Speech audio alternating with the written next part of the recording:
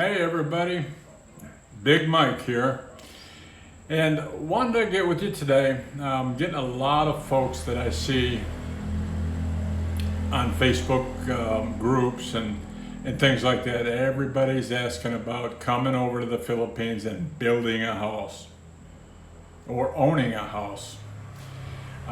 They need to do some research before they get into that mindset. Living the American dream in the Philippines in regards to owning a house or building a house, a whole new ball game.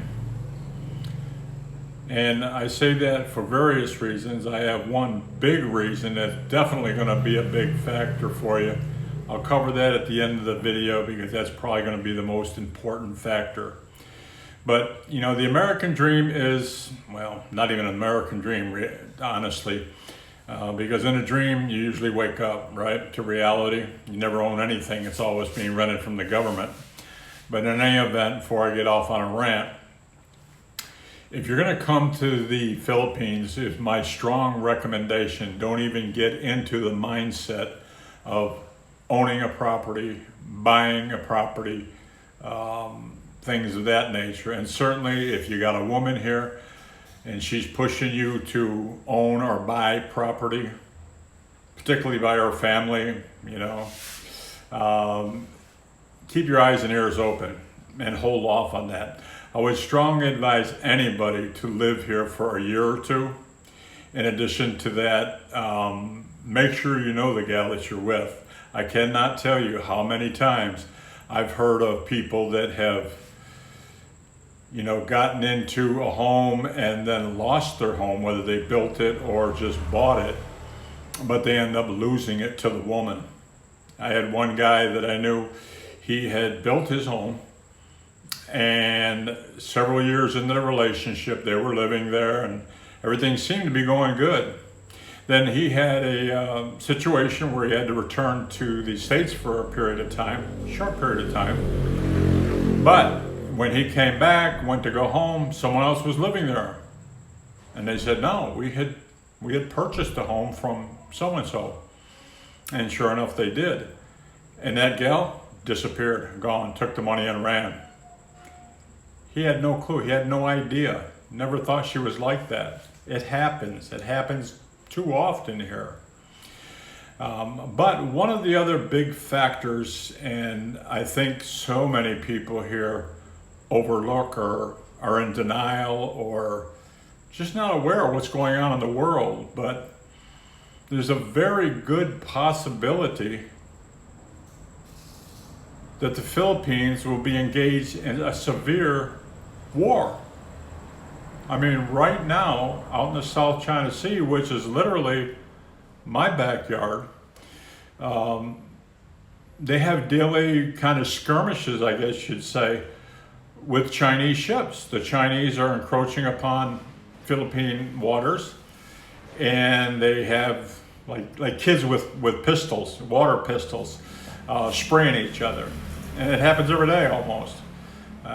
Every day there's news. Check it out. Go to YouTube or your news sources and check it out. It's like every day there's some sort of a skirmish and some sort of an issue.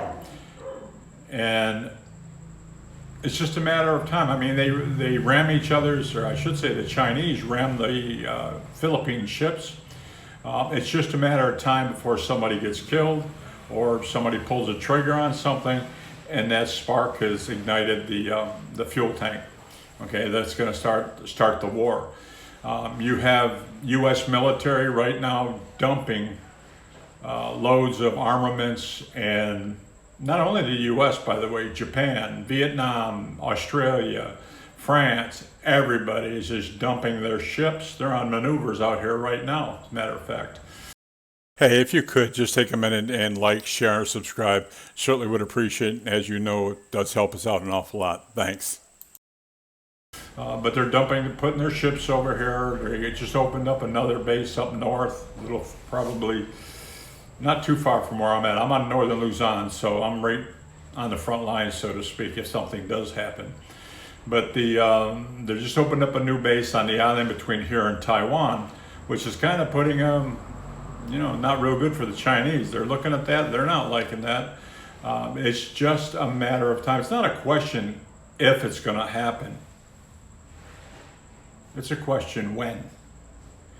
And when it does happen, it's not going to be pretty.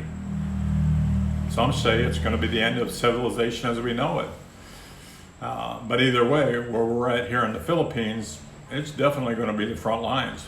Matter of fact, they just had 1,500, which is a brigade, 1,500 students come into the Philippines, and for some reason the Philippines government allowed them in.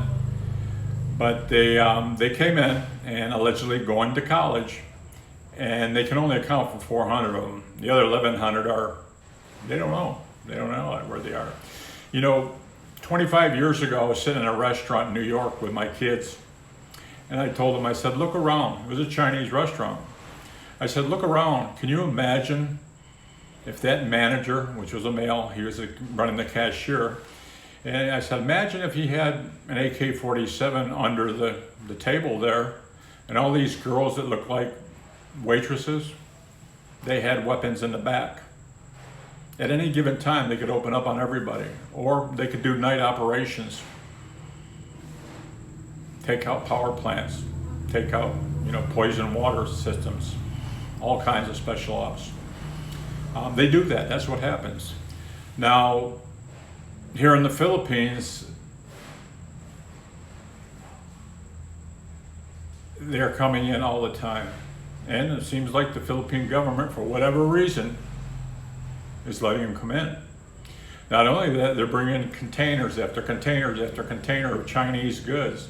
How tough is it to load those containers with armaments? Now you've got your soldiers in country, you've got armaments in country, you've got your ships offshore. Doesn't look good.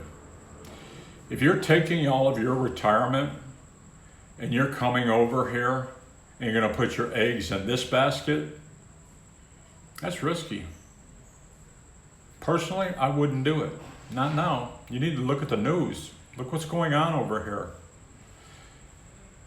The U.S. government is not putting the training, the equipment, and opening up all these bases around here for no reason. They're getting ready. They know it's coming. There's a storm coming. Do you want to put all your savings into a home when you're on the front lines of a global war? This is not going to be a small, you're talking two superpowers, maybe three, if Russia gets in with China, which it looks like they already are. So, this is not a good situation. You really need to look at the news, look at the world news, look at the situation out in the South China Sea on a daily basis. Do you think, I see so many people here, expats particularly, they're just oblivious to what's going on, or they just think it'll never happen. Look, if you think it'll never happen, apparently people in the Pentagon will think it's happening. They wouldn't be spending that kind of money and shipping this kind of equipment and doing everything they're doing out here if it wasn't going to happen. It's not a maybe, it's a when. Think about it. Be aware. This is not a good place to kind of put down roots. This is probably a good place to vacation, spend some time, have a good time, maybe even find a wife. But you need to have an exit strategy always. You got to be prepared. Don't be foolish. This is like history repeating itself. The Japanese did the same thing here in World War II. And actually, they landed all along where I am here. As a matter of fact, I found a U.S. World War II mess kit fork in the beach out here, buried from World War II. And my uncle, he was stationed out in Baguio. So he had, he was he was a flyer, so he was fighting the Japanese on the front lines, but then Baguio fell again as well. And then, of course, was retaken by the Americans. But this is history repeating itself. I mean, the problem is Japan was a formidable enemy, but China, man, these are the modern days. And China's already here. And China's already got their ships offshore. Nobody knows what's in those ships. Nobody knows what's under the deck. But we got people here from China. We got containers every day, big ships of containers coming in from China. We're a 4-hour flight from the mainland of China, here where I'm at. Probably 5 hours to Manila, but 4 hours where I'm at. And I'm not too far from Clark, which is the major military base here in the Philippines.